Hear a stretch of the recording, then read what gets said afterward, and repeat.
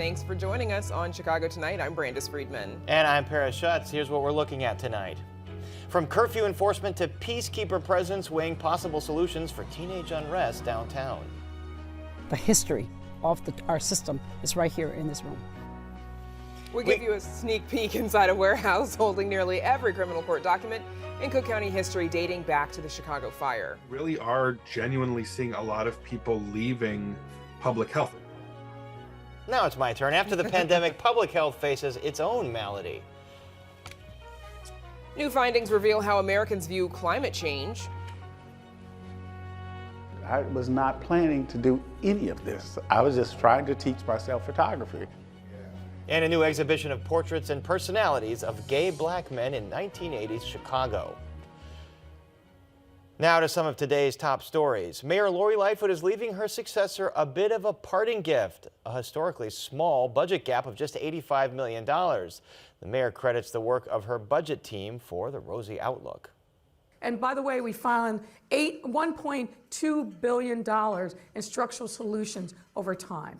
That is looking inward, figuring out how we can make city government run more efficiently, not with one-timers, but with structural solutions that carry forward from budget to budget. Lightfoot shared the projection at the Executives Club of Chicago today, but did not take questions from reporters. The projection is significantly different from the $473 million budget gap city officials predicted back in August. It also assumes the city's property tax levy will rise to match the cost of living. Meanwhile, Chicago Public Schools unveiling its budget proposal for the year, which is mostly unchanged from last year. The district's $9.5 billion budget means about 20% of schools will see their budgets decline or remain flat. Officials say that's half as many schools as last year, when 40% saw cuts or no increase at all. School CEO Pedro Martinez told reporters this budget shifts away from the district's reliance on student-based budgeting, where a school's budget is based on enrollment. And there's more on that story, as well as the mayor's budget outlook, on our website. One election just ended, but it hasn't stopped some from jockeying for the next election. Recently re-elected Chicago City Treasurer Melissa Conyers-Ervin says she's exploring a run for Congress in the 7th Congressional District. That seat is currently held by longtime Representative Danny Davis. Conyers-Ervin says she's all in if indeed Davis chooses to hang it up after this term. Most folks call it spring, but drivers in Illinois know it as construction season. State officials say it's also time to remind motorists that they play a role in work zone safety. On average, we continue to see almost 6,000 work zone crashes every year in Illinois, resulting in more than 1,500 injuries. We can and we must do better. The Illinois Department of Transportation, state police, and Illinois tollway officials teamed up for National Work Zone Awareness Week, reminding drivers to decrease speed, eliminate distractions, and proceed with caution when approaching a work zone. State police say 5 Illinois troopers have already been injured this year because drivers didn't slow down and move over when seeing flashing lights of an emergency vehicle. What is this thing called spring you speak of? I've never heard of it before, but that's what they call it. So.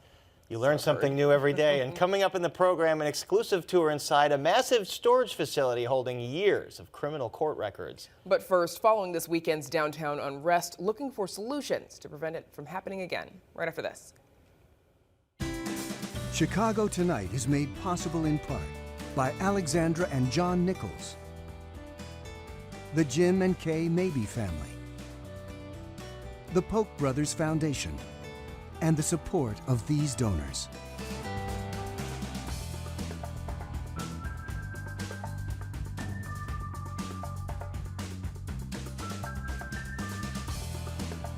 Disrupted traffic, property damage, fighting.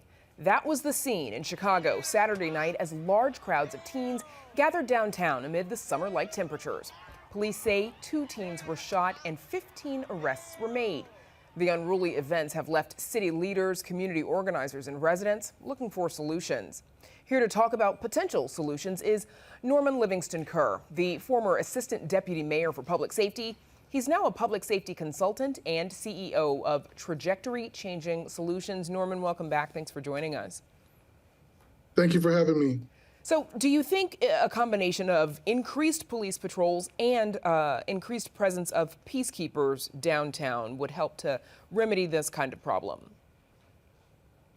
I do think adding more peacekeepers downtown would be beneficial to addressing this issue. Law enforcement is going to do their thing for sure. I'm not pushing for increased law enforcement. I think this is something that could be addressed without additional law enforcement. First and foremost, let me just say, when we're talking about young people, we have to approach this issue with care and love and concern for our young people and our families. And with this in mind, there's a few potential solutions that could be utilized here to address this. I mean, the summer hasn't even started yet. We've seen for the last few years that we've had hundreds of young people coming downtown and just, being young people. So how can we address it? First, and these aren't in any particular order, but first we should assess programming in every neighborhood for capacity and quality. Young people are leaving their communities to go downtown, and sometimes there's an absence of quality programs. Sometimes the programs aren't even operating on the weekends, so there's no Saturday evening programs, there's no Sunday programs. And then we also have to question the quality of the programs. How attentive are they to the young people? How much are the young people engaged? We've heard complaints from young people that staff are on their phones, they're disengaged, they're not participating in the programs themselves. So why would they want to be there? So you're saying for sure more community-based, like you said, assessing that neighborhood programming. But what would, you mentioned peacekeepers, what would that look like downtown? Well, the peacekeepers would be a team of individuals that we would be stationed downtown proactively in preparation for the large groups of young people that we've been seeing for the last few years. And I know that we've utilized some peacekeepers. We borrowed them from communities through programs like Chicago Cred and the FLIP program. We borrowed them to go downtown on the weekends. We shouldn't have to borrow them from communities. Those communities need them to be there permanently. But the addition of a new team that would be designed just to work downtown for situations like this, and they're trained. They can de-escalate situations. They know how to work with young people, how to talk to them, how to mediate situations before they escalate. And this is a skill that's necessary. Mayor Lightfoot, last summer when this problem popped up, she, raised the issue of the curfew. In fact, increasing making it slightly earlier and kind of alerting folks to it who did not even know. Do you believe a curfew is part of the solution? Is it even being enforced? I mean, we've had curfews for decades, and there's still young people that are out shooting and getting shot beyond the curfew time. So I'm not sure that is a viable solution, honestly. Norman, tell us a little bit about the role of parenting and how to engage families. Well, I think we need to have more intimate conversations with families to understand what they're dealing with. There's certainly a lot of root causes here. I mean, there's lack of employment, there's mental health situations based on the trauma that families have experienced, there's unstable housing. And we have to go deeper to understand what these families are dealing with if we want to support the young people that we see. The families are their ecosystem. If the family system is not strong and being supported, then we're going to get what we're getting right now. Norman, we've got about 20 seconds left. You've recommended hosting activities for youth downtown as well. What might that look like? I think we can host activities. Chicago's a beautiful place. Young people should be able to take advantage of downtown and not be banned from it. We need to host programs like talent shows and art shows and basketball tournaments, things that will engage them when they come downtown and make it a positive thing instead of something that's negative and there's a lot of conflicts. Okay, a problem that I'm sure you and other folks will continue to work on. Norman Livingston Kerr, thank you so much for joining us. Thank you. Now to Paris and a warehouse housing criminal records dating back to the Chicago fire. Paris. Brandon's criminal history in Cook County is long and sordid, from Al Capone to Leopold and Loeb to John Wayne Gacy. While the historical figures might be long gone, the physical documents and evidence pertaining to their cases are still around. as are those in nearly every criminal case going back to the Great Chicago Fire. WTTW News got an exclusive look inside the Cook County Circuit Court Clerk's massive record storage facility located in, where else, Cicero. This warehouse might not look like much at first glance, but take a peek inside and you're transported to a world of criminals, court cases, and the dark side of Cook County history. Tens of millions of documents and exhibits that tell the stories of nearly every case that's come before a judge since around the Chicago fire. We have, like I said, millions and millions. I couldn't even tell you the number. There's 260,000 square feet of storage, boxes piled dozens high, and all in need of digitizing. Let's not forget the recent history of this office. Under embattled former clerk Dorothy Brown, records would appear tattered or even missing. Digitization was moving at a snail's pace. Current clerk Iris Martinez says the task of scanning tens of millions of pieces of paper to a computer server might yet take a while. We hope in this lifetime we can, to be honest. We're going to have to digitize everything eventually, as time goes. Either way, the office must keep paper backups of everything. Indictments, divorce records, chancery cases. Records are constantly shuttled back and forth from the courts as old documents might be pertinent to new cases. You made it. And it isn't just paper files. In this wing of the building, we found a collection of items used as evidence. TV sets, bicycles. Here's a police car door, evidence in what appears to have been a firearm case. You have this huge bullet hole, so clearly this had to represent some kind of shooting at a cop or something like that. Yep, and again, that's our job, is to make sure that we store every evidence that's sent to our, to our system. And on this shelf, a trap door to a crawl space where notorious serial killer John Wayne Gacy kept his murder victims. Actually went down into that crawl space and actually disposed of the body. I came in here and they go, that's John Wayne Gacy. I said, oh my God. My hair's, I got this goosebumps all over, and I said, oh my God. Venture over to the really old case files. They're handwritten and bound. In this massive book, indictments representing a 100-year-old case considered then to be the crime of the century. The kidnapping and murder of 14-year-old Bobby Franks at the hands of University of Chicago students Leopold and Loeb. Take a trip further into history, and another notable Chicagoan's troubling ordeal emerges. Here we have a copy of the Cook County lunatic record from the years 1871 to 1875. Open up to page 596 and you find the case of a Chicago resident named Mary Lincoln, aka Mary Todd Lincoln, ordered legally insane at the behest of her son Robert Lincoln and committed to what we would now call a mental health institution. One might imagine historians like Doris Kearns Goodwin salivating at the living history preserved in just one book, one of a treasure trove of historical documents living in a warehouse in Cicero, Illinois, once home to perhaps the county's most notorious criminal ever. The clerk's office says they opened the warehouse around 2012 to consolidate records that had been held at multiple facilities throughout the county. And up next, how Americans perceive climate change and whether or not it's human-driven. So stay with us.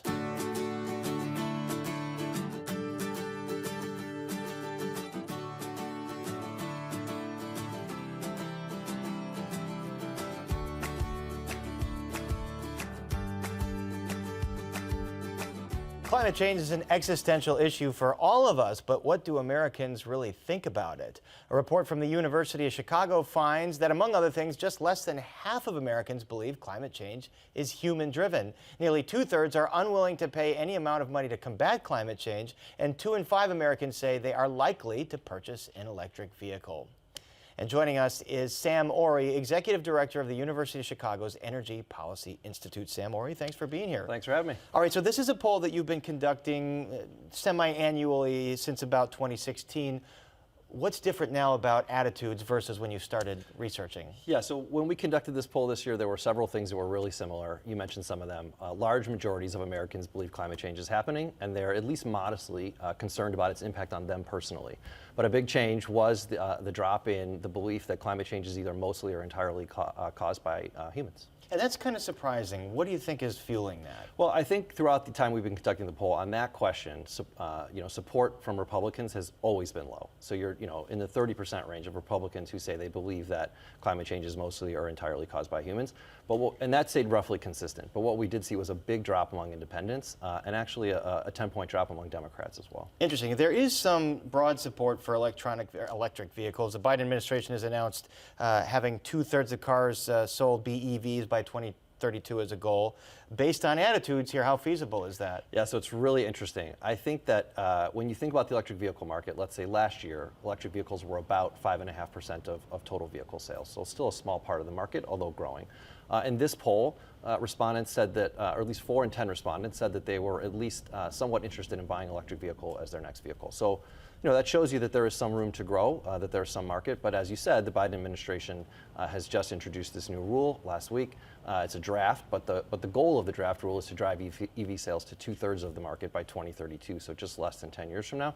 So there is quite a gap between the 4 in 10 who say they would be willing to consider buying one and this national goal, this policy goal to get to 2/3. A lot of ground would have to be made up. How do you translate the sentiment that you've discovered here in this poll into public policy that would effectively combat climate change? Yeah, I think that the biggest thing is we need policy, and we need politicians who are elected who support policy on climate change. So when I think about, for example, like what is the most important thing that Americans can do on climate change, in this poll we saw lots of Americans say that they do things like turn off the lights when they leave the room, buy more efficient appliances, and those things are good, and I think it's good for people to be empowered to take those steps. But really, the most important thing you can do is voting for people, for politicians who will take steps to enact, policies to deal with climate change. And again, when I look at these results, it seems to underscore the fact that Americans will do something about climate change if they determine it is cost effective for them personally to do it. So going back to what Bill Clinton said, it's the economy, stupid, is it not? It is, and even when you think about the electric vehicle question you asked earlier, how do we get from that 4 in 10 Americans who say they'd be willing to purchase one to the Biden administration's very ambitious goal of 2/3? Respondents in this poll, Americans gave us the answer. Number one, reduce the cost. 80% said that the cost of a vehicle was a major or at least a significant issue for them as they think about buying an electric vehicle. All right, a lot of fascinating results here. Sam, Ori, thanks very much for joining us. Thanks for having me. You bet. And up next, what a great resignation looks like within state government. But first, we take a look at the weather.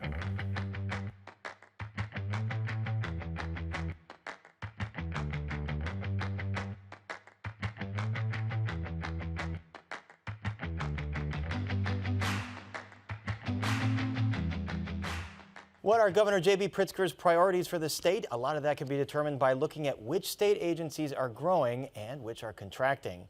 WTTW News reporter Jared Rutecki dug into agency headcounts. Among those that saw a drop, surprisingly, the Illinois Department of Public Health. Amanda Vinicky joins us now with more. Amanda. Paris, the COVID-19 pandemic was stressful, turbulent, exhausting for most of us, but especially for those in public health. Chicago Public Health Commissioner Dr. Allison Arwady and then head of the Illinois Public Health Department Dr. Ngozi Ezike became household names over the pandemic. Last March, after 2 years of leading Illinois through COVID, Ezike stepped down. It has been the honor of a lifetime to lead #Team IDPH. In that regard, Ezike is part of a trend, as analyzed by the University of Minnesota's director of the Center for Public Health Systems. I think that you really are genuinely seeing a lot of people leaving public health across the country, and I suspect at IDPH and elsewhere. As luck, or really work, would have it, we know what's happening at IDPH. Our colleague Jared poured over data from the comptroller's office and found that the number of paid employees at the Illinois Department of Public Health dropped by 6.25% last year compared with 2021. The department, meanwhile, says headcount over those 2 fiscal years dropped only 2%, with agency staff numbering around 1,200. We have been fortunate to see, limited turnover, although turnover has definitely happened across the agency.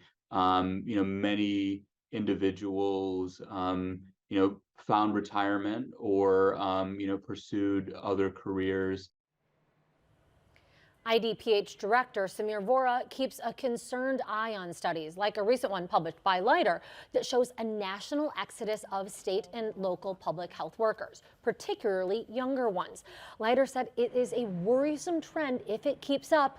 Vora says Illinois, not immune. I think we can't escape it, right? And I think where we started this conversation, some of the trauma, the long hours, the burnout, and that's hard no matter what profession you're in. Amanda, given all this, great resignation seems to hit public health departments right now. What can public health agencies do? Leiter says that it's not magic. People often leave jobs for better pay. There are also other forms of appreciation. As we move from the kind of hot heat of a pandemic to this long simmer, it's important to recognize the important work that public health does and that the staff do. Some of that can be tough given the rigid hiring processes that Illinois, because it's state government, requires. But Dr. Vora says he is working to uplift current workers while also partnering with colleges, even middle schools, to encourage students to consider public health careers. One of the biggest things that we started with was hiring the agency's first ever workforce director, and charged with sort of creating a new pipeline for staff hiring, retention, and development. In Paris, the director says that you don't enter public health unless you really care about the mission. And yes, COVID federal money is drying up that had been supporting the Illinois Department of Public Health, but the state won an $86 million grant that it is using to help both the IDPH as well as local public health departments recruit, retain, and then train a public health workforce. All right, Amanda, thanks very much. Thank you. And for more data on Illinois department staffing and spending, including a list of the top 25 highest earners in state government, you can visit our website. And now, Brandis, back to you.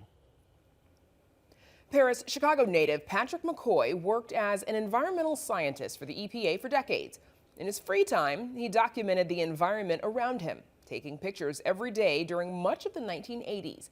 A new exhibition of his photographs is an evocative look at gay black men in Chicago during that pivotal decade, and a window into a community that's often been overlooked and stereotyped. Chicago Tonight's Nick Blumberg has the story. Patrick McCoy grew up around pictures. His father was a painter and a photographer, but Patrick...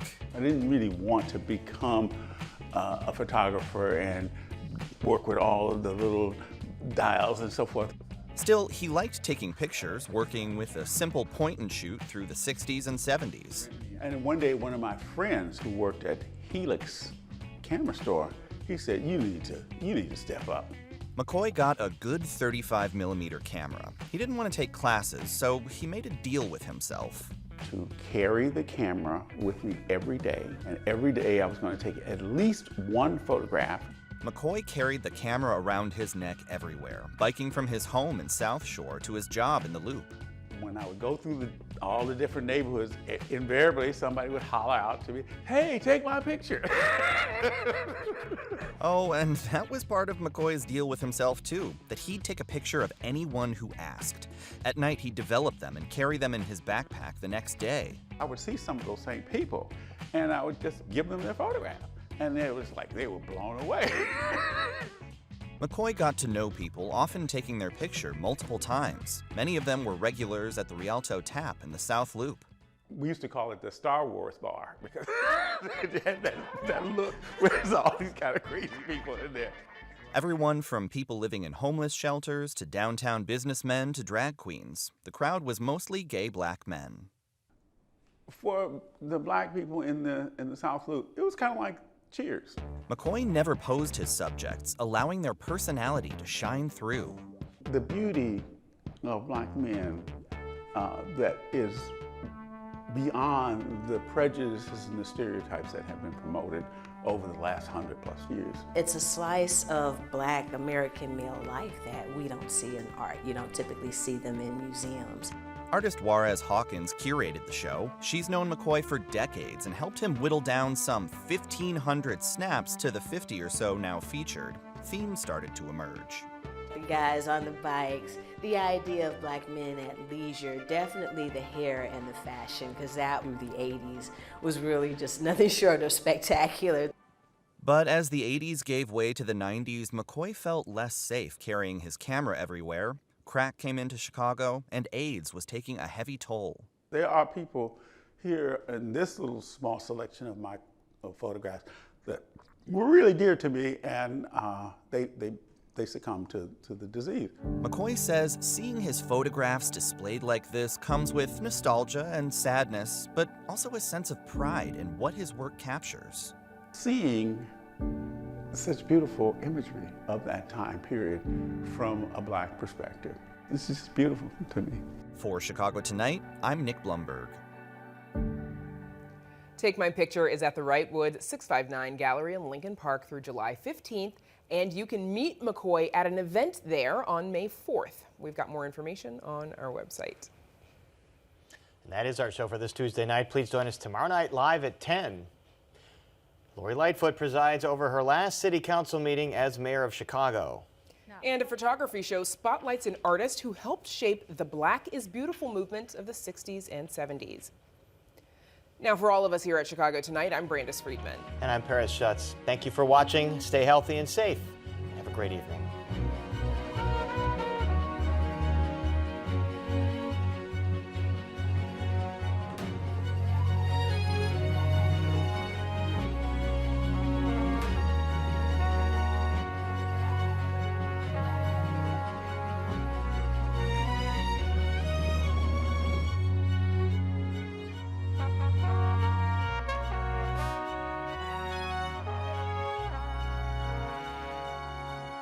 Closed captioning is made possible by Robert A. Clifford and Clifford Law Offices, a Chicago personal injury and wrongful death firm that's proud to serve its community through pro bono legal services.